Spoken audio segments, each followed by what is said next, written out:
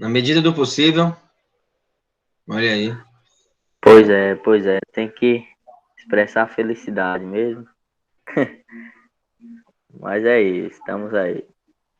Eu, Beleza. eu não estou muito feliz, porque recentemente tive uma perda na minha família, onde me afetou bastante.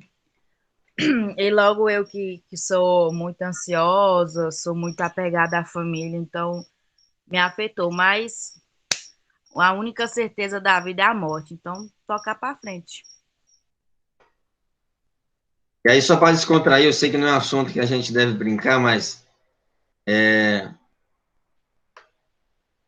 só para descontrair, né? Em determinada aula, o professor foi aqui na FCP. Aí o aluno, ele falou, olha, gente, o professor falou, a única certeza que temos na vida é a morte. Aí o aluno, não, não é não. Aí a turma toda sorriu, né? Qual outra certeza que você tem? Não, professor, mas tem outra certeza, a liberdade, por exemplo. Não, mas aí começou a discussão, né? Mas isso gerou, foi a aula toda, se arrastou pela aula toda, essa discussão de certeza da vida, né? É De porque, fato, a vida... porque a liberdade não necessariamente é uma certeza, né? Veio para todos, mas nem todos conquistam a liberdade a vida toda, né? É uma É, escolha. Já a morte isso é uma mesmo. certeza, não tem para onde correr, né? A certeza que temos é de escolher também, né? É, mas Tem a de ser. morte você não, aí não tem escolha. Você morre, né? Vai morrer um dia, uma hora ou outra, por uma causa ou por outra. Já a É. liberdade você tem como escolher ser livre, mas às vezes, tipo, a liberdade é muito complexa, né? Às vezes você entra em uma prisão, não necessariamente uma cela fechada, né? Mas você acaba entrando em uma prisão que você está completamente presa, mesmo que livre, e não consegue se libertar, né? Então, Olha aí, a, rapaz. a Oh, liberdade. filósofo. Depende, se você quiser morrer de câncer de pulmão, é só fumar, ou seja, é uma escolha. Não, isso que eu tô falando. A morte não tem questão de escolha, depende só a questão, a causa, né? Vai variar a morte só a causa. A morte só varia a causa. Agora, a liberdade, ela é mais complexa, porque às vezes não depende de você. Sua liberdade não necessariamente depende do seu desejo de estar livre, né? Às vezes, a gente entra nos precipícios, né, que acabamos ficando presos. Principalmente quem sofre de ansiedade, quem entra em relacionamentos abusivos, acaba se privando da liberdade, né? Olha aí, rapaz, muito bem. Sartre Professor, neles, né? Tá lendo muito merece, Sartre, né? É, merece até uma, 2 pontos na prova, né? Thaís, Diga, vai Thaís, lá. Oi, Gustavo. uma liberdade conjugada pela outra pessoa, né? Tem lá no mito da caverna falando sobre isso. Eu não digo nenhuma liberdade conjugada com outra pessoa. Eu já digo que é outra pessoa Por, que lhe por, tira sua por outra, liberdade. Isso. pois é, por outra. É Ah, tá. escravidão. Completa aí para mim, professor. O nome é escravidão, o que se chama? Eu esqueci o nome agora. E lá no, Não você não sei. lembra? Escravidão que com relação ao mito da caverna, né? Que lá ela fala lá sobre a escravidão que é conjugada não por você próprio, mas por os homos da caverna, né? Homens da caverna. Que eles que é tipo assim, mas eu esqueci o nome agora completamente, mas é basicamente isso. Entendo, entendo. Não, justamente essa questão da alienação, né? Que se prestam ali aos homens que estão na caverna, acreditando que ali é o único mundo que eles estão, enfim, absorvidos, né? Das sombras, enfim, né? E ali realmente Platão está criticando os sofistas na época, né? Os sofistas ali se comportam ali como aqueles homens que estão presos às sombras, ou seja, meias verdades, né? Verossemelhanças. E mais, o mito da caverna pode ser atualizado continuamente, né? Continuamente, nós temos aí várias cavernas hoje em dia. Na última aula, eu deixei uma atividade para vocês, verbal, né? Uma atividade que eu disse que, aula passada aí, decretou feriado e tal, e aí eu pedi para vocês contextualizarem, né? Deixei essa provocação final para vocês contextualizarem com a vida de vocês, né? com a profissão do direito, né? A questão do próprio mito da caverna. Quais são as representações ali do mito, né? Quais são as representações ali que nós podemos... Estou pasma. Muito bem, vamos ver aqui o que a Thaís está pasma. Estou descobrindo aqui que esse menino ficava fofocando durante a aula no privado, no outro aplicativo, no Zoom. Ah, tá. Não tem como mandar mensagem para ele. Não tem como, né? Agora todo mundo vai saber sobre o assunto. A detração, né? Sempre aparece aqui. Funciona mesmo como uma live aqui, né? Uma live, vai aparecendo aí as mensagens. O difícil lá no Zoom é que a gente não via ali, né, o bate-papo, né? Enfim. Então, pessoal, o que vocês têm a dizer sobre o mito da caverna? Quais são as contextualizações aí possíveis? Vamos lá, Gustavo, você que já começou falando, inicia aí. Gustavo saiu, o que foi? Ah, não, tá aqui ainda? Saiu da reunião. É isso, rapaz, a internet falha só quando chama o nome. Não, a internet do Avelino é horrível. Horrível. Semana passada eu fui para lá, segunda-feira eu perdi a aula porque não tinha como acessar, não. Muito ruim. Gustavo é um guerreiro de conseguir Minha liberdade aula. foi ceifada. O que foi, Clóvis? Por que foi ceifado? Quem lhe podou? Quem lhe guilhotinou, rapaz? Por que foi?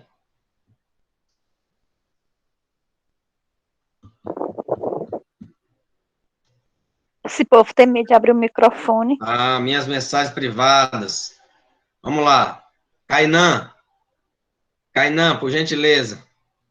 Diga. O que você contextualiza aí? O que o mito da caverna e a leitura do mito da caverna te trouxe, né, de importante aí? Não somente para a sua vida, mas para o direito em si. Quais são as simbologias aí do mito da caverna que você consegue extrair e contextualizar com o universo jurídico? Contextualizar com o universo jurídico. Eita, pergunta, hein? Fosse uma coisa assim mais ampla, tipo a vida, eu poderia até pensar, mas logo com o universo jurídico. Tentador. E aí? O que é o sol? O que são as sombras? O que são as correntes? O que são os homens ali? As pessoas, a própria caverna? Então, tudo isso são simbologias. Platão, né, nós já explicamos isso, participou aí de uma segunda navegação. Não é que Platão saiu no mar, não, mas segunda navegação, segunda onda de reflexão dele, né, de poder revisitar os pensamentos da juventude e poder aperfeiçoar. E o mito da caverna vem com essa ebulição de pensamento platônico para trazer essa análise utilizando o mito. Eu particularmente ainda não li a obra, não, mas eu entendo, assim, pelo que eu já tive de informações, que o seu julgamento ele é bastante influenciado pelo meio, pelo que se é dito, e isso tudo está também sob a ótica do que você carrega, né, de bagagem pessoal, também sujeito a isso tudo durante toda a sua criação. Isso tudo interfere no julgamento de qualquer coisa, na avaliação de qualquer coisa durante toda a sua vida. Eu acho que de forma ampla é isso aí. Muito bem. Ok. O Clóvis já partiu para uma questão existencial, né, da própria vida, né, do contexto do meio social que estamos inseridos, né, das influências.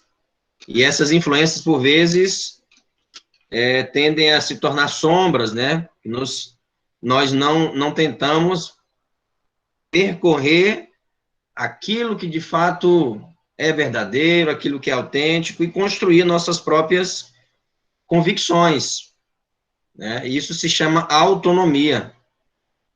Sempre estamos reféns das interpretações das pessoas, né?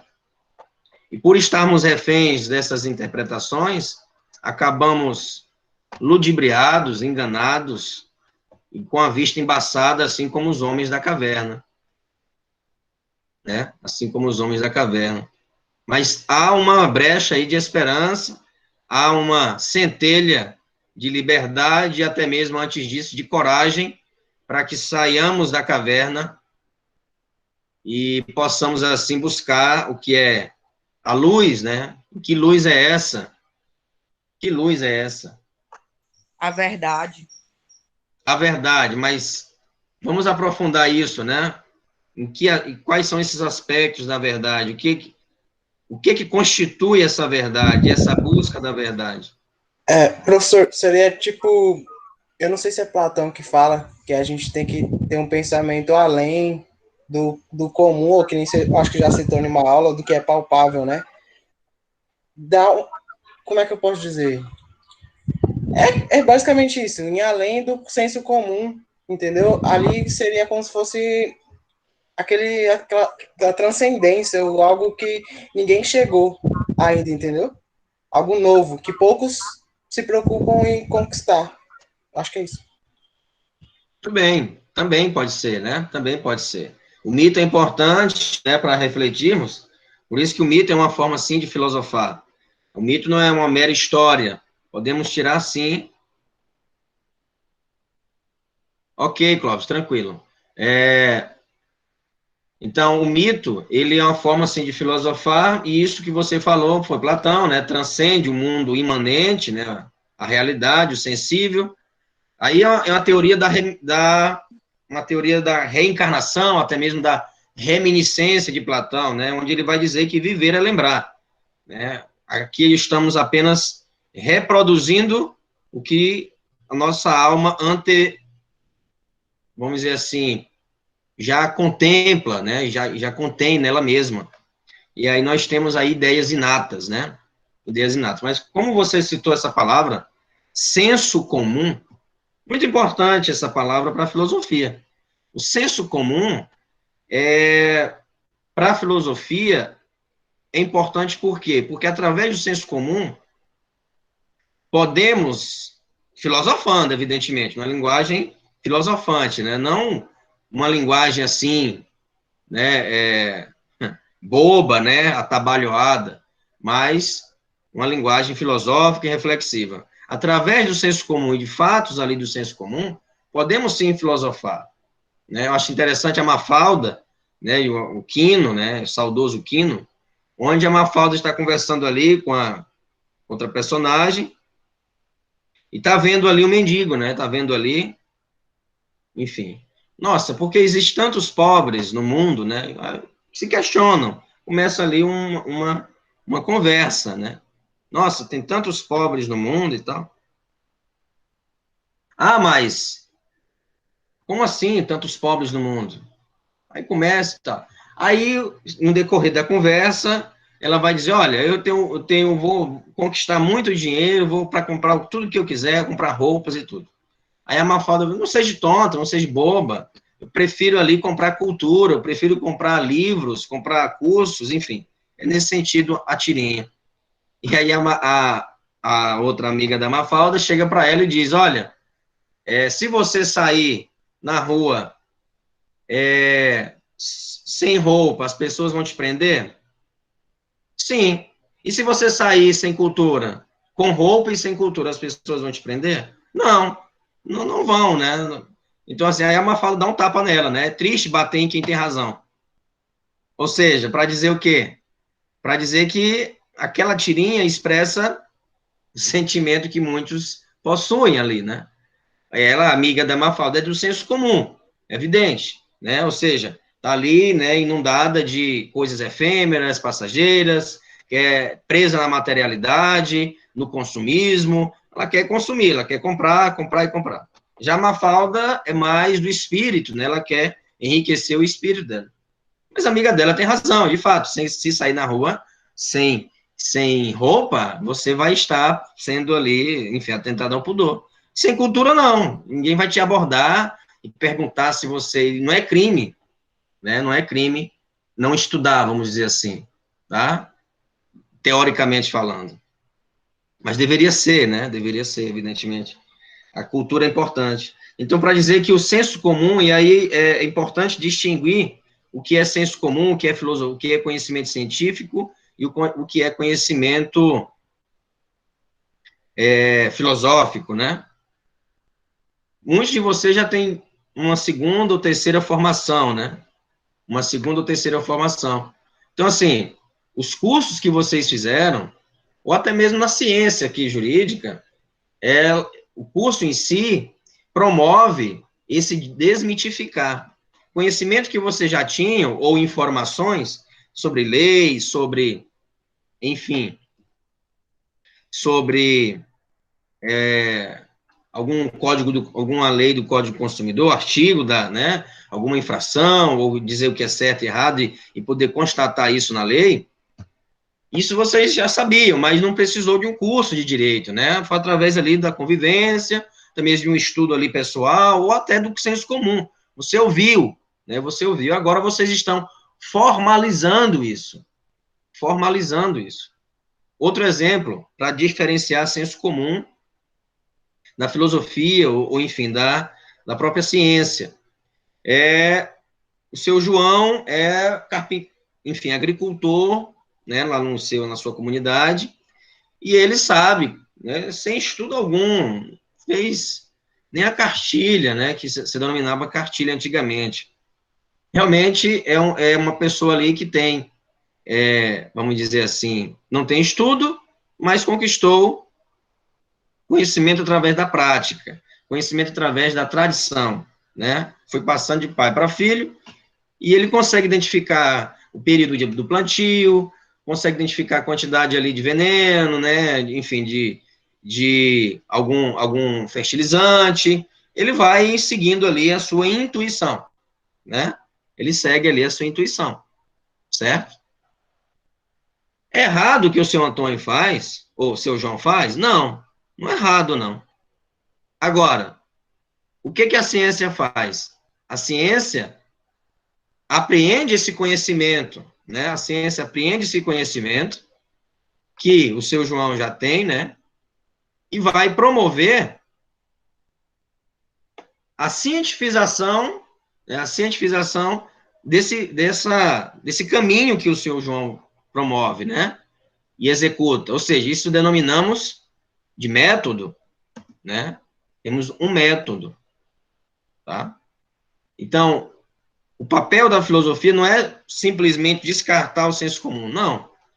Ou até mesmo da ciência jurídica, mas é a partir do senso comum. Como podemos, então, o mito da caverna para alguém do senso comum pode ser uma história como qualquer outra. Como qualquer outra. Né? É uma história, enfim. História pela história. A Chapeuzinho Vermelho, a Branca de Neve, todos esses contos aí, é uma história. A pessoa do senso comum vai olhar e vai dizer, tá, tudo bem, a mulher precisa de um homem, tá, para né, o príncipe e tudo mais. Entende? O que está por trás ali, o que realmente, qual é a ideia por trás do conto, do mito, da história, sempre há uma lição. E a pessoa do senso comum não vai refletir sobre isso, né? Não vai refletir sobre isso, né? Ela vai absorver como está ali, e ponto, né? Vocês estão estudando, né, filosofia do direito e a ciência jurídica como um todo. Vão pagar outras disciplinas técnicas mais adiante. Vão cumprir essas disciplinas técnicas adiante. Mas, sem esse suporte, né, de ir além, né, de observar, daí a importância, né, essa primeira atividade que nós propomos, de observar o que está nas entrelinhas, né? Seja do mito, seja, né, de uma determinada propaganda, enfim, né? Então, quando nós buscamos isso, ir além, de fato, observar e pensar, refletir sobre o que quer dizer isso, mas por que é assim, estamos já exercitando o nosso pensamento crítico. E isso tem que ser despertado na mais tenra idade, desde novinho mesmo, né? Porque para não ser prejudicado, né, na vida adulta. Então temos aqui o senso comum. senso comum. E, claro, temos a ciência, certo? E temos a filosofia. O senso comum tem sempre um apego aqui com a tradição, certo? A tradição. Temos a intuição, aqui é a base, né? Vamos dizer assim, a maneira e a forma de pensar é intuitiva, né? A intuição, certo? Vocês estão conseguindo ver eu escrevendo? Tá ok aí? Tá em tela Ok. cheia? Tá. A minha Certo. não. Ok. A minha também não, professor. A minha também não, tô conseguindo ver, não. Mas achei agora. Oi? Deu certo. Conseguiram aí agora? Eu sim. Beleza. Então, observe, às vezes demora um pouquinho para aparecer para vocês. Mas se não aparecer, pode sair e entrar de novo, que a gente aceita. Bem, a Calma aí, tradição, professor. Eu não intuição, tô vendo, não. né? Intuição, tradição, intuição. Qual outra característica e aspecto aqui do senso comum? O que vocês podem contribuir aqui?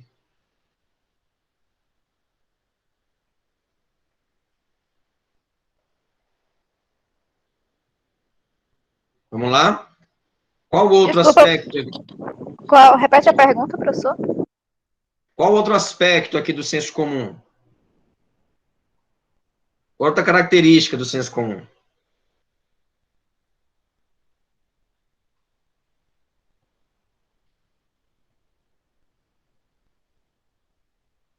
Tradição, Repetição? intuição. Pode ser também repetição.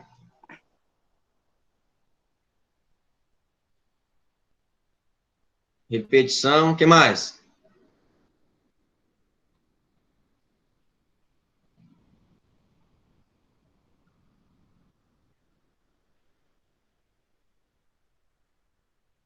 Referência, não, professor? Referência. Tá, mas a tradição já está, né, aqui, né, já pode ser uma referência para essas pessoas, né, Uma para vocês, intuição. inclusive. Pois não, diga. Não, nada não. Professor, então acredita a reprodução, não? Repetição, reprodução. Reprodução aqui pode estar ligado também à tradição, né? Reproduzir a tradição, não é isso?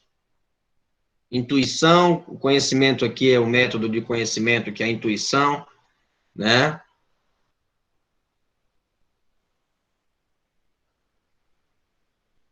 O Aqui tem um método, achismo. pessoal. Achismo, né? Pode ser, isso mesmo. Achismo, né? Tá aqui no nível de achismo, de não certeza, né? Isso, De não porque tem o certeza. achismo e tem do centro científico, né? Que é o que é comprovado. Perfeitamente, perfeitamente.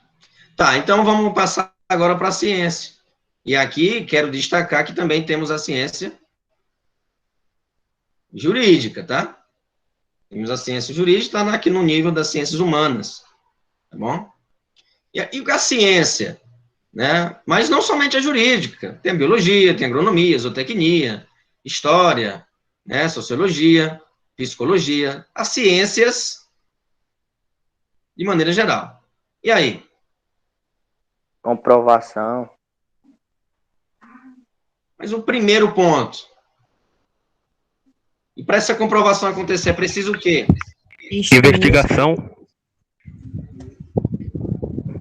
Um referencial, né? Uma investigação. Investigação.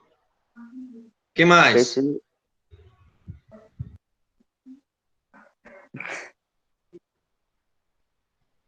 Uma tese também, Referencial. professor. Uma tese, não?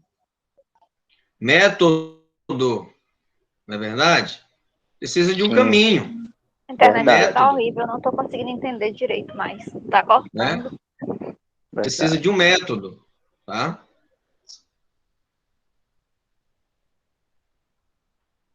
Um método. O que mais?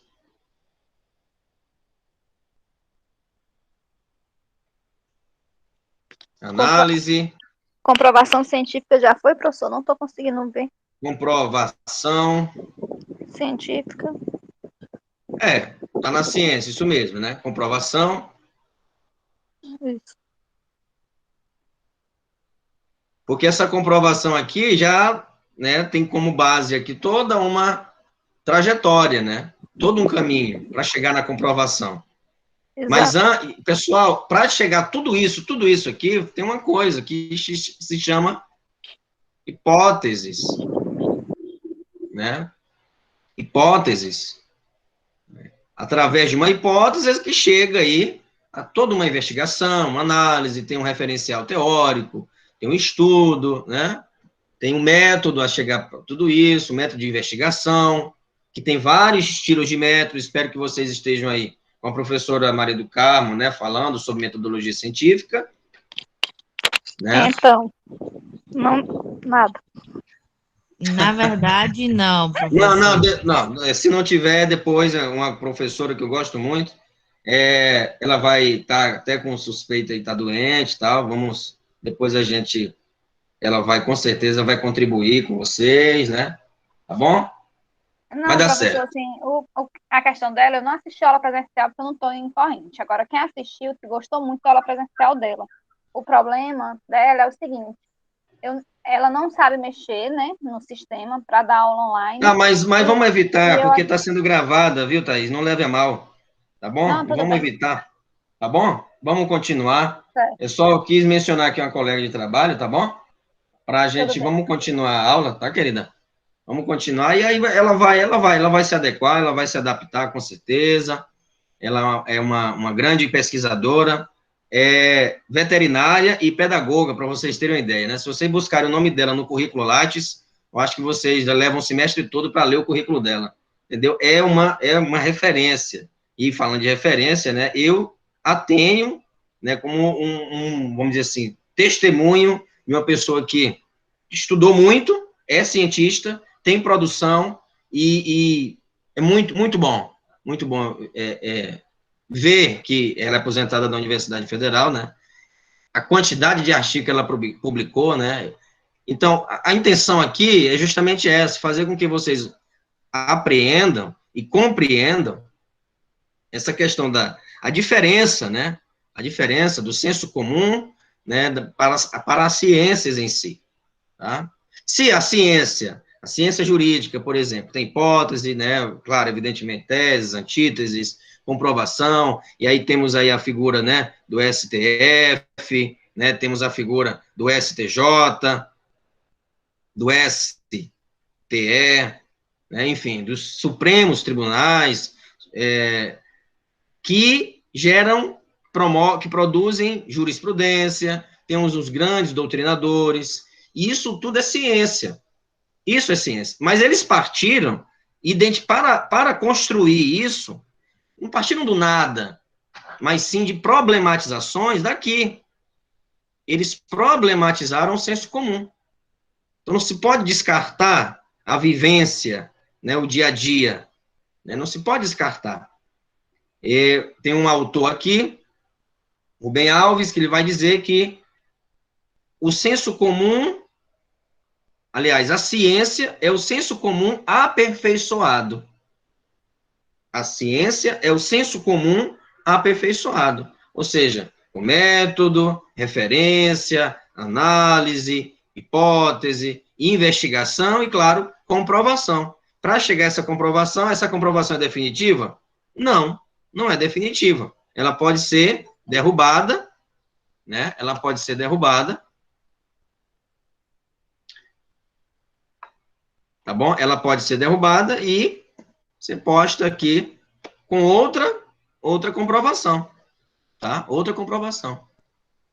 O que os filósofos fizeram?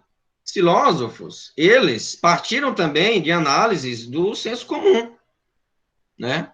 Por exemplo, o mito, como nós falamos, é uma história, é uma lenda, é uma ficção, entendeu? Mas, uma literatura, né? Uma espécie de literatura. Mas podemos, sim, extrair reflexões do mito. Tem um mito que eu li essa semana, tem uma história, né? que é o mito de Procusto, né? O mito de Procusto.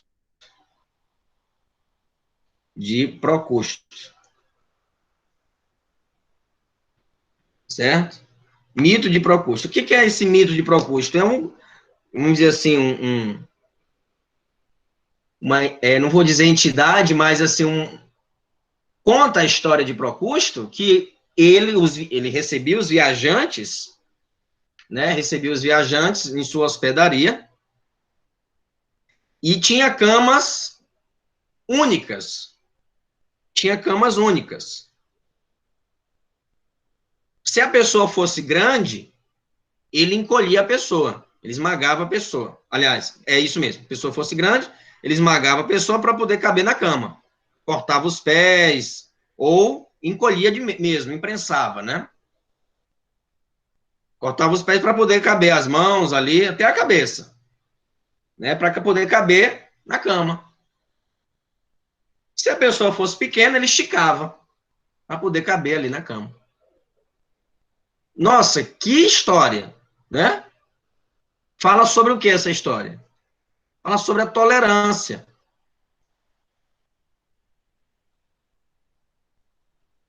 Né?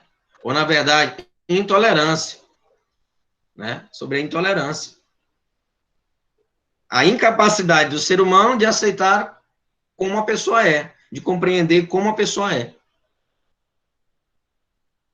Posso contar uma história para alguém, né, que não está nesse ciclo, e ela vai dizer, ah, que legal, que interessante, mas também que violento, né? Pronto. E para ela não passar disso. Não passar disso. Eu quero, nessa primeira unidade, eu quero que vocês saiam daqui, independentemente de nota, de prova, de nada, né, disso, de quantitativo, eu quero qualitativo. Né? Eu desejo que vocês tenham essa qualidade na reflexão, que aperfeiçoem a reflexão, que não se deixem por vencidos diante dessas reflexões que nós estamos fazendo. Tá? Por favor, tenham sempre isso em mente. O que podemos tirar disso? O que podemos extrair? Qual a reflexão que isso procede? Entende? Sempre ir além. Sempre ultrapassar as fronteiras ali do meramente visual. Que o senso comum é isso mesmo. É o isso aí. Tá aí, e só isso que tá bom. É o aparente. É o óbvio. E a implicação que eu insisto aqui com vocês é ir além, ultrapassar esse óbvio. E até mesmo extrair algumas reflexões desse óbvio, mas não se contentar com o óbvio. Porque se você extrair essas reflexões a partir do óbvio, não vai ser mais óbvio. Aí você já está contribuindo com a reflexão. A filosofia é muito impressionante porque está em tudo. Em tudo podemos filosofar. Tudo podemos refletir. Né? Inclusive sobre a ciência. Sem filosofia não existiria ciência. Não existiria ciência jurídica. Né?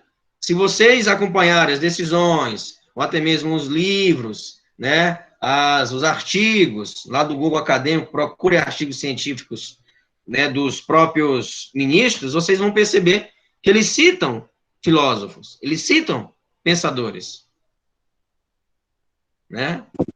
Porque o direito foi criado através da filosofia, né? A partir, né, justamente. Isso, a partir da filosofia. Isso mesmo. Das reflexões, se vocês estudarem, ouvirem, né, assistirem às aulas de Aristóteles, que eu julgo que é um pensador da era antiga, clássica, né, no período socrático, que podemos, sim, entendendo Aristóteles, você vai conseguir, né, a questão do conseguir entender muito, mas muito, com muita clareza, o pensamento renascentista, o pensamento moderno e o pensamento ligeiro, não. Aristóteles, de fato, foi um homem, né, no período, claro, todos se destacaram na sua área específica, né, uns mais, outros menos. Aristóteles escreveu muito, e sobre muita coisa, não somente só sobre filosofia, mas sim sobre política, sobre metafísica, sobre biologia, astronomia, entende? Sobre direito, onde ele vai distinguir os tipos de justo, os tipos de justiça, que até hoje utilizamos essas palavras. Até hoje utilizamos. E temos aí um pensador de 2000 anos atrás. Então, a intenção dessa primeira unidade, a intenção também dessa aula é fazer com que vocês entendam, né? Fazer com que vocês entendam que é necessário pontuar, né? Pontuar e desenvolver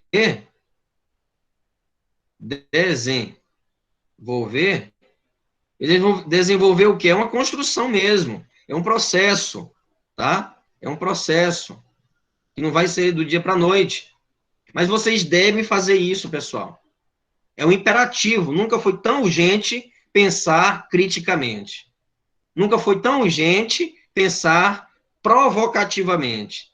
E a provocação aqui não tem o sentido pejorativo, não, né? De implicar, nada disso. A provocação aqui é de realmente instigar a reflexão, perguntar-se, questionar. Professor, Diga. Tava vendo lá, então, a filosofia veio a partir do mito, né? Porque o mito explicava pelas questões religiosas e divinas, né? Aí a filosofia quis ir além daquilo, né? Dar uma explicação de fato real, né?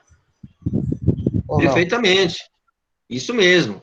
Ultrapassar ali, né? Romper os relatos fictícios, os relatos, mas sim, agora temos um discurso racional, né? Temos um projeto grego de racionalidade, de lógica, de sistematização do pensamento, né? De sistematização do pensamento.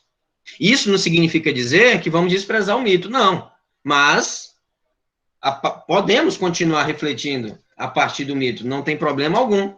Agora, temos que levar em consideração também o filosofar sistemático, né?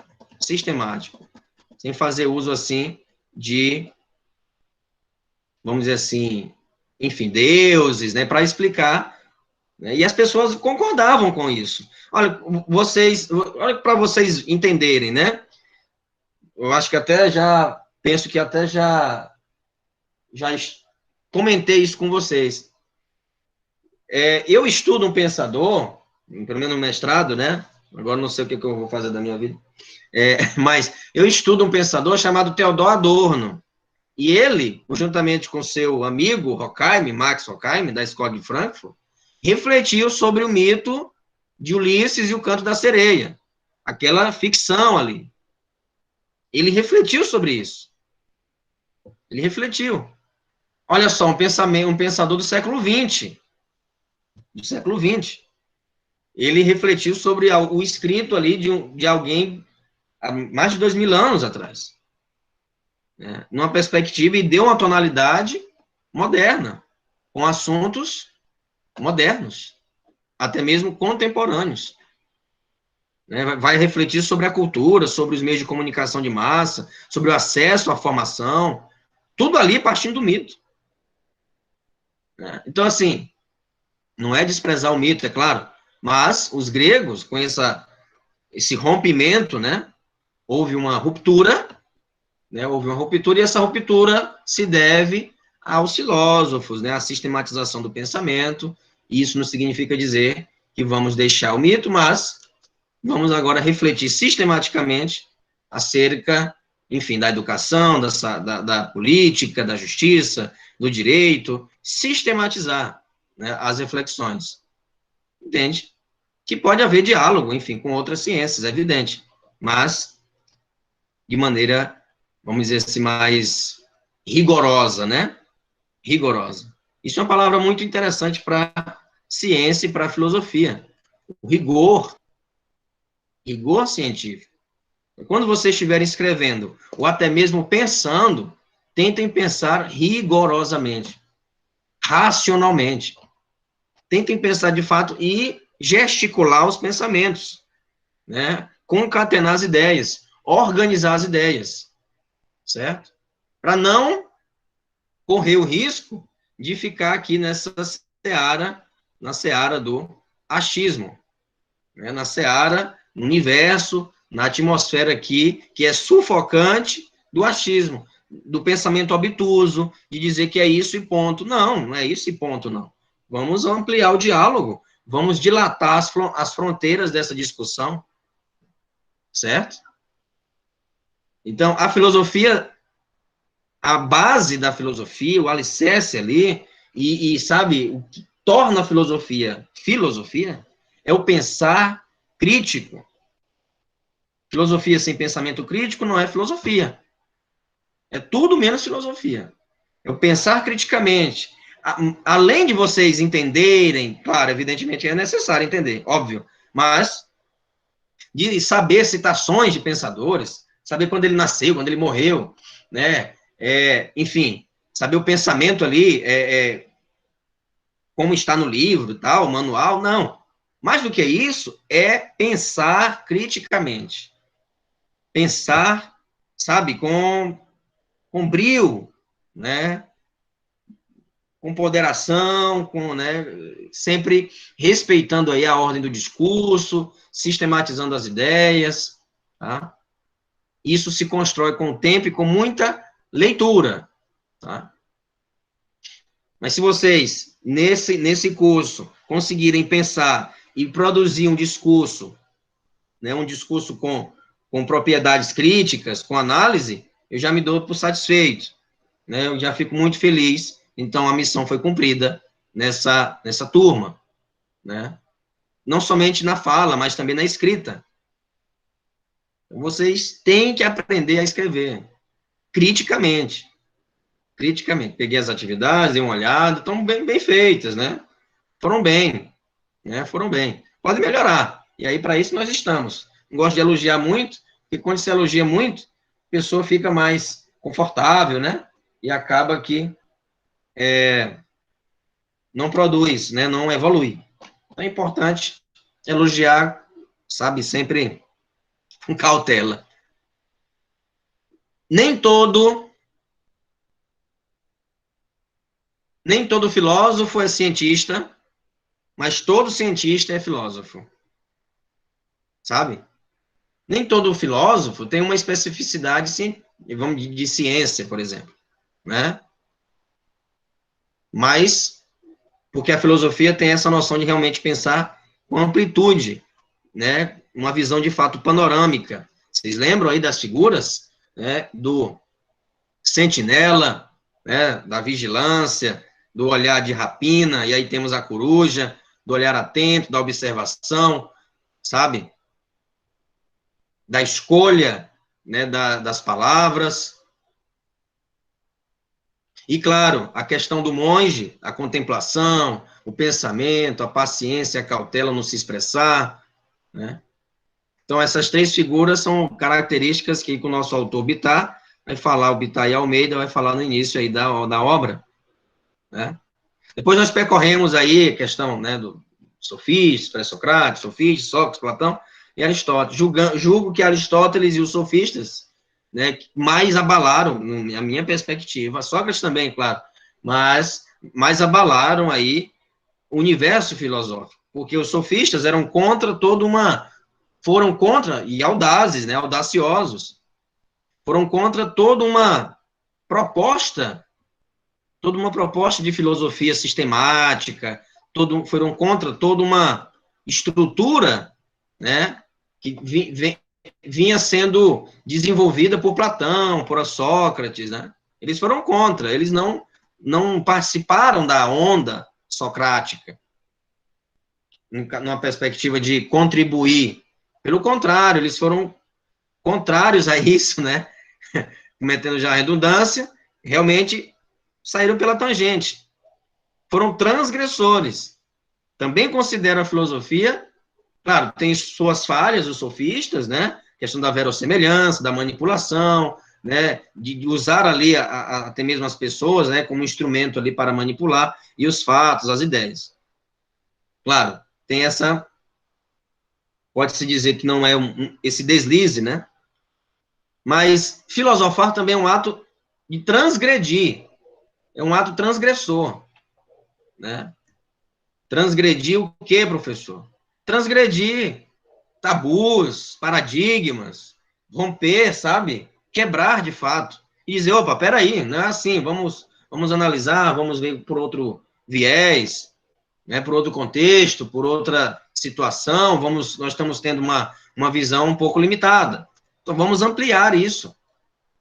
O filósofo é aquela pessoa que chega, e não é preciso, é interessante eu ver isso, né? E em reuniões eu costumo observar a capacidade filosófica e crítica das pessoas. Né? Já eu te dou a palavra, Gustavo. De observar, sabe? Onde todo mundo está indo ali, até mesmo bem limitado, tentem observar isso. E tentem fazer isso consigo mesmo, né? Todo mundo ali está indo, né, numa ideia tão limitada, tão pequena, de uma discussão tão ampla, e ninguém dá um pontapé inicial para dizer, ó, peraí, mas será que é só isso? Né? Será que é só isso mesmo? Tem outras nuances, não, dessa discussão? Não tem outras possibilidades para discutir? Né? Então, filosofar, pensar criticamente, ter ponderação, né, na fala, sistematizar o discurso, também é transgredir. Transgredir é também um exercício filosófico, né? Filosofar também é um exercício de transgressão. Tá? Diga, Gustavo. Foi o Lucas, professor, que levantou a mão. Tá como levantado aqui. Ah, não, que eu tirei, mas, professor, me fala um sofista que foi um dos principais, que ele fez, marcou, sei lá, o primeiro, né, o melhor deles. Se destacou, dentro do né, contexto no caso. dele. Quem foi, Gustavo? Não sei, eu ia falar assim, complementando a palavra do Lucas aí, se ele quis dizer assim, tipo, se destacou, né? Bem, tem Era dois, isso, né? Isso, tem dois, Górgias e Protágoras, né? Górgias e Protágoras. Né? Górgias e Protágoras, tá? Esses dois se destacaram de maneira, né, equivalente, né? Tá? E aparece nos discursos e diálogos de Platão, né? Tem poucos fragmentos sobre ele, né? Sobre não eram pessoas preocupadas com a academia, não tinha uma escola, não tinham, sabe, um lugarzinho bonitinho como Platão e Aristóteles tinham, né? Para filosofar, para ficar ali, não. Eram pensadores do mundo, eram andarilhos mesmo, né?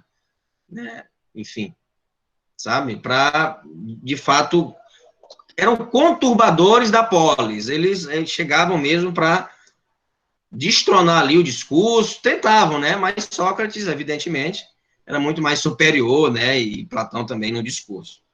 Mas eu gosto muito dessa noção da coragem, né?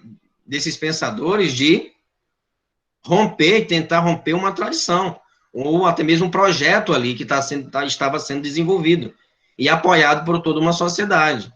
E eles chegaram e disseram, não, para que amar a polis? Qual o sentido disso? Não tem sentido ficar numa cidade. Vamos andar, somos cidadãos do mundo, vamos, né, fora dos muros, não tem o que se fixar, né, se manter ali como uma planta, criar raízes. Os sofistas eram pessoas que não tinham esse vínculo com a polis. Não eram considerados cidadãos, né, nem para Aristóteles, nem para Platão, e muito menos para Sócrates. Entenderam? Então, essa fase, esse primeiro momento, é justamente para que vocês, de fato, pode ter sido um choque para vocês aqui, né, no meio virtual, mas eu quero que vocês entendam isso, né? Podem mandar mensagem, podem contribuir, às vezes não tenham o ritmo ali de mandar um emoji, né, para parecer suave ali o discurso, mas eu respondo, e porque a pressa ali, né, na hora de digitar, respondo, pode mandar mensagem, a gente conversa, a gente fala, à medida ali da possibilidade do tempo, a gente está sempre à disposição, tá certo? Então, pessoal, nesse primeiro momento, tenho sempre isso em mente, pensar criticamente.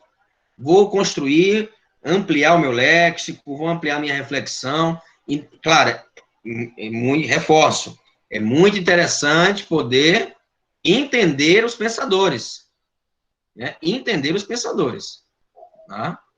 Vocês vão estudar aí em Aristóteles, nós vimos o justo distributivo, está lá na aula, lá na plataforma. As características do justo distributivo, justo corretivo, a justiça corretiva reparativa, a justiça corretiva comutativa, entende? Aristóteles foi um pensador que eu gosto muito desse estilo de sistematicidade, né? Ele sistematizou, sabe, começou ali a sistematização, não tinha uma disciplina de direito, mas se você pegar, observar os livros de Aristóteles, é muito bem didático, né? Muito bem didático, diferentemente de Platão, que é mais diálogos, né? Aristóteles não. Aristóteles, ele partiu mais para essa questão do didatismo, né? Da sistematização do pensamento. Certo? Ok, pessoal? Entenderam a diferença entre senso comum, ciência e filosofia? Né? Muito do que a ciência produz começa com reflexões não do senso comum, mas a partir do senso comum, certo? A partir do senso comum. Por exemplo, reflexões como a união de pessoas do mesmo sexo. Reflexões, né? Isso aí não é jurídico, não significa dizer, não é uma ideologia, nem nada disso, não. É algo jurídico. Ora, peraí, vamos ponderar. Se duas pessoas do mesmo sexo, olha, gera reflexão. Isso partiu do problema do senso comum. Se duas pessoas do mesmo sexo vivem juntas 20 anos, têm um relacionamento estável, por que não promover a divisão de bens de maneira equitativa? No caso de uma separação, ou até mesmo de morte de um dos parceiros, de um dos particulares ali. Ah, não, a família então tem que ficar com tudo. Isso gerou uma discussão. Por isso que o Código Civil, eu falei, peraí, não. Se é entre particulares, há que se fazer, então, né, o Estado, vamos fazer um inventário, é como um casal ali, homem e mulher, ponto. Né? Estamos aqui falando racionalmente. Você faz entre quatro paredes, o problema é seu. Quero saber. Vamos ser justos, independente da relação que você esteja. Tem que ser justo. Né? E aí nós vamos ver, por exemplo, em Aristóteles, a justiça corretiva e a justiça reparativa. Né? A corretiva comutativa é entre atos voluntários, entre acordos. Já a reparativa é em caso de atos involuntários, como furto, roubo, sequestro, estupro, entende? E aí existe um contexto, onde quem vai julgar é o juiz. Aristóteles vai falar de uma justiça animada, né? Então, para dizer o quê? Né? Que, a partir do senso comum, gera-se leis, né? O legislativo e, consequentemente, reflexões no judiciário, né? No judiciário. A questão da Lei Maria da Penha. Aí tem pessoas, não, então tem que ter o João da Penha. Isso é um tipo de comentário do senso comum, que vocês devem abandonar. Que negócio de João da Penha? Né? Não existe isso. Na pandemia aumentou aí 200% a questão do feminicídio. Né? Cerca de 200%. É muita coisa.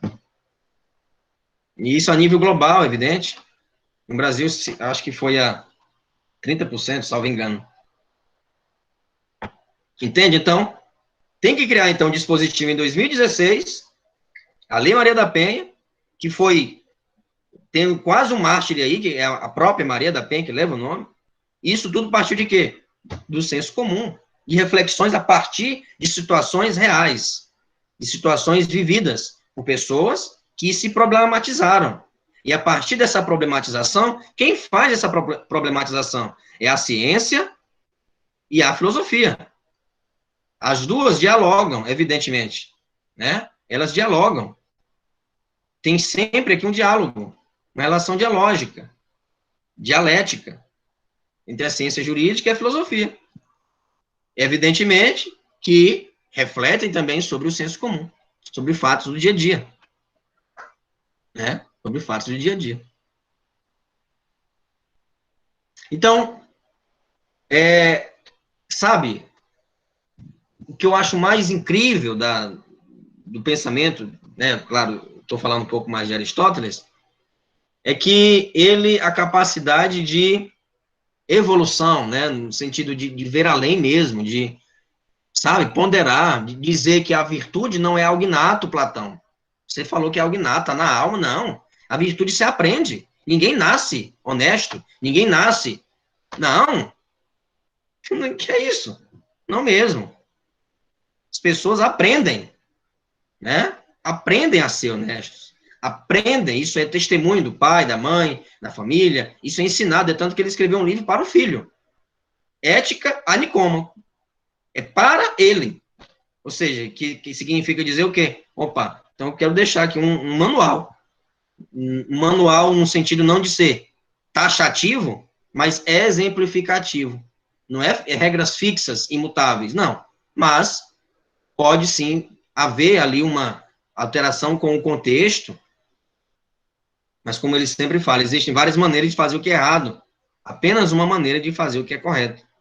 Não existe meia bondade, né? Ou você é, não é. Né? Não existe pessoa parcialmente honesta. Não, ou é ou não é. Tá? Então é muito interessante a capacidade aí de visão de Aristóteles, né? A criticidade dele, né? Alguma pergunta? Vocês podem abrir o microfone e perguntar. Pode ficar à vontade.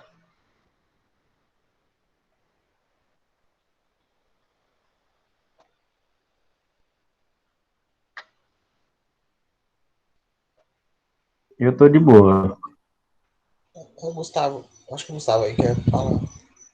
Gustavo tá com a mão levantada, tá cansado já, porque... Ele levantou sem querer, com certeza. E aí não abaixou, não. Foi mesmo. Tá nem percebendo. Tô falando. Então, pessoal, vocês vão dizer, como é que vai ser a prova? Vamos mostrar aqui como é que vai ser, certo? Agora vocês têm que estudar, tá? Assistam às aulas, eu vou deixar a prova aí um dia somente, aberto, então estudem. Aproveitem hoje, amanhã eu abro o questionário, tá bom? Na hora da aula, à noite somente, abro o questionário, ou posso abrir pela manhã, não tem problema, quem tiver tempo para fazer. Eu peço que vocês não colem, tá? Talvez eu libere à tarde, ali, à noite mesmo, porque eu vou inserir ainda as questões. Não colem, tentem fazer, e eu vou saber se você colar. Eu vou saber. O meio que você utilizou, eu não sei, mas eu vou saber como você pode ter, né, impresso ali o livro, olhado, ou até mesmo buscar na internet. Tentem fazer ali com honestidade a prova. Eu estudei, eu esquematizei, eu estudei pelos slides, não deu tempo de ler os capítulos, mas eu estudei, eu entendi, né, o pensamento, e não são tantos capítulos assim, dá para ler. Não é nada são curtinhos os capítulos, tá? Então, vamos mostrar aqui a prova, né? Vou compartilhar aqui, não a prova de vocês, é óbvio, né? Mas como você vai fazer, como que vai ser, né? Tá bom? Então, vamos aqui. Compartilhar aqui a tela da plataforma. Não tem o que... é como preencher ali um formulário, tá? É múltipla escolha. Bom, eu posso colocar aí uma questão sobre as diferenças, né? Provavelmente eu coloco essa questão sobre as diferenças aí do justo, né? Do justo, das acepções de justiça em Aristóteles. Bem, estão percebendo aí? Estão olhando aí a plataforma? Chegou aí a imagem? Sim. Sim, Ótimo. professor. Então,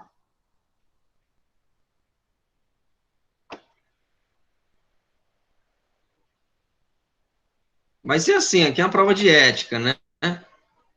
Ética jurídica. Tá aqui, ó. É assim a prova. Aí você responde, suponhamos que é essa, seja essa. E aí você, próximo. Aí não vai te dar a resposta no momento, entendeu? Não vai te dar a resposta no momento. E aí você vai ler, geralmente tem 1 hora de prova. Vou colocar 10 questões, e aí você responde. Entre elas, subjetivas e objetivas. Né? Aí você responde. Agora eu quero finalizar. Iniciar nova visualização. Não, eu quero finalizar. Aí eu vou aqui, próxima página. Só vai quando finaliza mesmo. Vamos botar aqui na última. Finalizar a tentativa. Aí vem aqui, finaliza. Aí, ó. Aí aparece essa mensagem, né? Ainda não respondeu. Se você quiser voltar, é bom revisar aqui, viu? Às vezes passa uma questão, não clicou. Veja bem, não passe muito tempo aqui na plataforma sem mexer, né? Sem manuseá-la, porque ela pode encerrar a transmissão aqui, porque você está parado, tá hibernando, numa questão aí por 20 minutos. Não, tenta, são questões bem rápidas de se ler, então não tem tanta dificuldade assim, tá? Aí você enviar tudo, retornar a alternativa, aí você pode marcar aqui, né, retornar a tentativa, aliás. Aí retorna, caso contrário, você enviar tudo e terminar. Enviar tudo e terminar, ok. Pronto, aí tá aqui, ó. Sua resposta está incorreta. A resposta correta é ação, interesse e circunstâncias. Né? Ação, interesse e circunstâncias, ou seja, a letra D. Ela vai dar a alternativa correta. É bom que vocês revisem, certo? É bom iniciar a nova visualização. Eu vou deixar aí, como é a primeira prova, eu vou deixar para vocês 2 tentativas, tá? A prova vai valer 4 pontos. Vai ter 10. Vocês vão ver aqui o 10 lá, né, também. Mas só vale 4, tá? Tá bom? Ah, como é que vai saber se tirou 4? Eu vou responder, então, só 4 questões. Não, respondam tudo. Por exemplo, se você tirou 10, aí você tem a totalidade da nota. Você acertou a metade, tem 2 pontos. Enfim, eu vou saber, vocês não vão ficar prejudicados, tá bom? Nota não, pelo contrário, né? Tá aqui já valendo a mais, inclusive. Tá bom? Entenderam alguma dúvida? E aí vai vir aqui a nota final. Tem 0, eu zerei a prova porque eu não acertei nenhum. Tá aqui a nota, já dá a nota na hora, tá? Ô, professor, Pois não, diga. é porque eu entrei hoje no e-mail do meu pai, eu não tinha percebido, viu? Que é o Tiger. Eu vim perceber agora, era só isso mesmo. Tá bom. Eita, já chegou já no final. Vocês entenderam? Alguma dúvida? Não. E a questão de digitar, no caso, né, subjetiva, você vai ter um número máximo de caracteres, né? Eu vou colocar lá, por exemplo, 200 caracteres, aí você vai colocar a resposta curta. Você tem que falar tudo ali em 200 caracteres. Não vai poder escrever aí, nem tem tempo para isso. Né? Então, você vai digitar, né, já na própria questão, já no próprio documento. Próprio questionário, melhor dizendo. Tá? Pessoal, aprofundem seu estudo em Aristóteles, tá? Creio que vai ter mais questões sobre Aristóteles do que sobre os outros pensadores. Aristóteles é mais jurídico. Os outros pensadores são importantes, mas Aristóteles é mais jurídico. O que importa aqui no curso de Direito não é saber quem matou quem. Tá, em Sócrates a gente detalhou mais sobre a vida dele. Quem traiu quem, né? Sócrates foi casado quantas vezes, quantos filhos, não. Isso aí é para o estudante de filosofia, uma curiosidade. Mas o que importa aqui para nós, vocês estão estudando ciência jurídica, direito, o que importa é a contribuição do pensador para o direito, né? Contribuição do pensador para o direito, certo? Tá bom? Tem um ponto lá tem um ponto lá na... Pode falar, Thaís. Quer falar? Pode falar. Não, professor, você ia falar que tinha entendido que seu pedido seria uma ordem para estudar Aristóteles. Foquem bem em Aristóteles. Vocês vão gostar demais do capítulo de Aristóteles. Vocês vão realmente ter ali entre aspas, né, um orgasmo filosófico, né? Realmente algo filosofante, né? Vocês vão ali amar ali aquele pensamento, sabe? É muito bonito como o autor escreve e o pensamento de Aristóteles também, né? O pensamento de Aristóteles. Vocês podem ter se assustado com essa palavra, né? Os ouvidos sensíveis, tá bom? Mas é de fato, né? Tem momentos aqui que eu estou lendo que realmente é lindo o que ele escreve e como ele escreve, né? O Bittar, tanto o Bittar como o próprio Aristóteles. Assistam às aulas, eu postei ontem, né? Infelizmente, na semana passada, não tive como gravar tudo, né? Todo o capítulo, você vai perceber lá que eu falo tópico por tópico do capítulo lá de Bittar, do livro. Se vocês quiserem até acompanhar em PDF, com a aula, do lado do PDF, do outro lado da aula, é só dividir a tela, né? Dá para fazer isso, tá bom? Então, o que mais? Tá. O último tópico que eu coloquei lá na plataforma, que é justnaturalismo e justpositivismo. Eu não vou cobrar essa questão dele, questões sobre ele, né? Mas Aristóteles já discute, vocês vão ver na aula. Tá lá, aula 16, salvo engano. Eu vou falar sobre isso, né? Justpositivismo e justnaturalismo. Que essa discussão vai percorrer toda a história da filosofia. Vocês vão ouvir muito ainda os professores falando, não somente aqui, né, em filosofia jurídica, mas em teoria geral, em constitucional. Muitos professores vão falar ainda sobre o justpositivismo ou positivismo, tá? E o justnaturalismo. Aristóteles vai falar sobre o justo legal e o justo natural, tá? O justo legal, o termo muda, né? O justo legal e o justo natural. Justo legal é o positivismo, aquilo que os próprios homens criam. O justo natural, aquilo que a própria natureza já concede, né? E Aristóteles, justo natural, tem que não comandar, mas, vamos dizer assim, coordenar as leis, tá?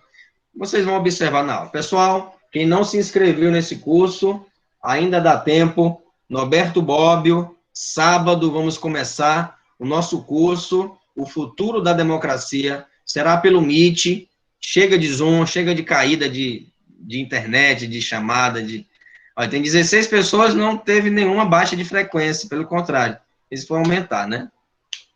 Então, sempre será pelo Zoom, o Meet aqui, pelo Meet as nossas aulas, tá? O Zoom eu utilizo, às vezes, só para gravar ali as aulas. Tá? Certo? Então, se inscrevam no curso. Professor. 40 horas. Fala, pode dizer. Só fazer aqui a ressalva rapidinho. É porque tá o nome Laurinda, aqui é o Anderson, viu? Tá bom. Tá bom, tranquilo. Professor, coloca aqui. Tá, diga. Aquela roda de conversa, eu acho, grupo de estudo sobre a necropolítica. Ainda está aberta ainda, porque eu não consegui fazer, não tive tempo para poder organizar a documentação, poder mandar. Como é que a gente faz? O Clóvis também, o Clóvis também me fez essa pergunta, e eu disse para ele que eu vou criar, assim como eu criei um link, né, para inscrição, eu vou criar para o grupo de discussão também. Vai ficar mais fácil para vocês fazerem a inscrição. Mas não vai começar agora, eu decidi, porque senão fica muita coisa, né? Vocês vão acabar me antipatizando. Então, vai começar depois do curso de Bobbio. Depois do curso de Bobbio, a gente começa o grupo de discussão, tá? A gente começa mais tranquilo, para não ficar também tumultuado de tanta coisa, né? De tanta informação. E fazer uma coisa mais... Isso. Eu dou conta de escrever uns artigão mesmo, pesado. Isso. Aí vai ser melhor, mas vamos colocar como requisito para participar do grupo, né? Participa do curso, vocês não vão se arrepender, vai ser muito bom. Vai ser muito bom. O curso vai ser todos os sábados? Ou vai ter algum outro... Isso, todo sábado. Vai ter algum outro dia da semana também ou não? Não, só sábado. Só dia de sábado. Professor, o senhor especificou algum horário? Que eu não me recordo agora. Isso, aí... 10 horas da manhã. E 10 horas, mas Caso vocês queiram outro horário, é flexível também. Tá? Hein, professor? Me tira aqui uma Flexível. dúvida. Se quiser Assim, à tarde, aí vocês podem decidir. Diga. Vai ter trabalhos? Nós temos um trabalho final, né? Um trabalho final que É um portfólio? Não chega a ser um portfólio, mas é um trabalho em trio. Pode ser até 4 pessoas, né? Você digo ali um paper, né? Eu vou ensinar vocês como fazer um paper. O que é um paper? O paper é um artigo pequeno, né? Geralmente o artigo tem de 12 a 15 páginas, o paper tem entre 5 a 8 páginas. É bem objetivo, vai direto ao ponto. Não vai falar sobre a vida de Bob. Por exemplo, o conceito de democracia em Alberto Bob, ponto. E aí você vai falar objetivamente sobre o conceito de democracia nele. E aí isso dá o quê? 5, 8 páginas. Pronto, não tem que discutir mais, esticar mais a conversa, entende? Então é bem objetivo, justamente porque essa questão de tempo, né? E adequação também com o ritmo de vida que está, né? Todo mundo tem muita coisa, colocar uma atividade muito extensa acaba que não dá certo. Então é melhor o objetivo, né? A atividade objetiva que tenha um bom comprometimento de vocês. E claro, vocês vão publicar isso, tá? Então nós estamos organizando o e-book. Vou fazer, mas e aí? Não vai contar nada? Não vai... Não. Os melhores papers ali, os melhores artigos vão ser publicados. Por que eu falo em publicação? Sempre falo, né? Olha, pessoal, nós temos aqui...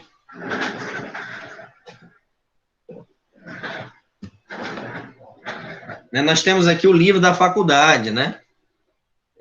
Dos professores da faculdade. Temos aqui esse livro, não foi lançado ainda, mas se vocês, eu colocar o livro aqui, né? Tá vendo aí, ó, a quantidade de livro, né? A quantidade de livro chegou aqui a semana, acho que foi no início do mês, e aí nós publicamos uma série de artigos aqui, os professores. Publicação é importante demais, conta muito para o currículo, depois que os estudantes vão querer, né? Eu devia ter, aí parece aquela música, né? Epitáfio, eu devia ter feito artigo, eu devia ter... Faça agora, o momento é agora. Muita oportunidade de escrever, então, se quiserem realmente produzir, contem com a minha colaboração. Eu sou um grande impulsionador da pesquisa, porque só se aprende pesquisando. Você assiste aula, você pode até abrir no YouTube aí, não estou desprezando o trabalho de ninguém, entendeu? Mas um cursinho, por exemplo, as pessoas gravam e colocam, estratégia, grande curso. Claro, evidentemente que aqui estamos numa faculdade, não num preparatório. Mas só de assistir aula não compõe, não faz você um pesquisador, certo? Então, pesquisar é fazer na prática, tá? Escrever, e debater, errar, se chatear, não deu certo dessa vez, vai na próxima, é assim. E aí vocês podem fazer em trio, não tem problema nenhum. Tá bom, Thaís? Já se inscreveu? Ainda não, professor. Certo. Pessoal, coloca um oi aí no chat, só coloca um oi, não precisa colocar o nome não, que é para eu identificar. Se quiser colocar o nome, não tem problema, pode colocar aí. Eu já falei, já mandei coração, já fiz tudo. Pronto, tá mais do que de presente na aula, né? Tá certo, então? Ei, professor. Pois não, pode? Só mais uma dúvida. Quanto tempo de duração vai ser cada aula, sabe? 1 hora, 2 horas? Nada. Quer me matar? 2 horas não, rapaz.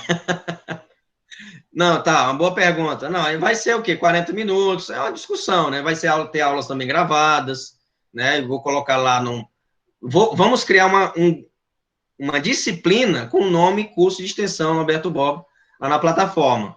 E aí vai ter outras pessoas. Nós temos aqui do 10º bloco, do 9º bloco, nós temos do 7º bloco, temos do 5º, né? Do 3º bloco, tem pessoas participando já do curso. Então se inscreva, vai ser bom, rapaz. Diga. Você vai disponibilizar o link para a gente baixar o livro ou pode pesquisar aqui no Google que ele aparece já em PDF? Esse livro aqui? Isso. Não, do Bob. O Bob Bob. Sim. Vai ter. Vai ter o PDF, vai ser bem bonitinho lá, igual na minha disciplina coloca o livro, o PDF e tal, direitinho, vocês vão ter acesso também, né? Agora, uma pergunta interessante, já estou me estendendo, já é a aula do professor Rafael, né? Então, veja bem, Pessoal, vocês baixaram, estão baixando, estão conseguindo assistir as aulas, né? Baixaram o livro, conseguiram baixar o livro e tal, da disciplina? Conseguiram? Eu consegui. Aquele de 800 páginas, consegui. Isso, mas não é tudo para estudar, tem os capítulos, Thaís. Consegui, professor. Eduardo Bittar, né? Isso, perfeito. Olha, Jali, Jali, é isso? Jali, o nome da pessoa que está perguntando aqui sobre a prova? Jaleane. Pois é, Jaleane, eu acabei de explicar sobre a prova, você pode, a aula está sendo gravada, assim que eu postar, eu aviso lá no grupo, tá? Aí você pode retomar a aula e ver essa parte da aula, onde eu explico direitinho, tá bom? Alguns chegaram depois, tá? Então é isso, viu, o Anderson? Vamos sim divulgar o material. Tem também um livro que eu vou divulgar para vocês em PDF, que eu escaneei, que é 10 lições sobre Norberto Bobbio. É uma introdução ao pensamento dele. Aí depois a gente pode aprofundar o pensamento de Bobbio, né? Tem Celso Laffer, né? Celso Laffer também, que é uma obra que eu utilizo para compor as discussões. Um dos grandes intérpretes de Norberto Bobbio aqui no Brasil, foi ministro das Relações Exteriores. Então, tem tudo para dar certo esse curso, vai dar certo. Conto com a colaboração de vocês. Sábado encontro vocês. Vou formar um grupo no WhatsApp, né, para vocês terem. Pode mandar perguntas, dúvidas no privado que eu respondo. Para nós. Aí encerrou o curso, encerra o grupo. Não vai ficar aquele grupo de bom dia, né? Entendeu? Professor, deixa o grupo para dar bom dia, boa tarde, boa noite. Não. E trocar as figurinhas. E mandar aquelas correntes. Ave Maria, Deus me livre. Já basta as correntes de Platão da Caverna. Não, eu gosto só das figurinhas. Das figurinhas, né? Tem um momento de descontração importante. Ei, professor, e Diga. sobre o último livro que você passou agora? Dinâmico, alguma coisa assim. Ética Lá na de Toma? plataforma. Isso. É uma leitura extra, né? Você pode ler, né? Não vou cobrar atividade, mas eu coloquei até um audiobook, né? Você pode acompanhar com o audiobook, aí passar 6 horas ouvindo. E lendo também. Né? E lendo. É 9 horas o audiobook. 9 horas, né? 9 horas. É bom. Você terminar... Olha, é muito bacana você terminar o semestre. Opa, eu li 2, 3 livros nesse semestre, né? Isso é prazeroso. Vocês vão se sentir com o dever cumprido, né? Sensação de dever cumprido. Ok? Ok. Certo. Tem algum representante da turma, alguma coisa do tipo, ou não? Ou não? Eu. Brincadeira. Pode ser, então vocês mesmos já se auto-elegeram. Todo mundo vota na Thaís? Levanta a mão. Ninguém. Todo mundo vota? Pronto! Olha aí, unanimidade praticamente. Né? Ótimo, então é você mesmo, viu, Thaís? A Thaís vai preparar o texto, viu? Vai preparar o texto para enviar para a coordenação. Boa noite. Boa noite. Moça linda. Tudo bem. Viu? Viu, Thaís? Não é que ele não é pré-sal, não, mas o professor Rafael já tá mandando o link no grupo, já é 2020. Isso mesmo. Desculpa, eu estendi um pouco aqui. Tá, Thaís, depois a gente conversa. Eu fugindo. Boa noite. Boa Se inscrevam noite. no curso. Certo, professor. Boa noite. Tchauzinho. Até mais. Tchau. Tchau.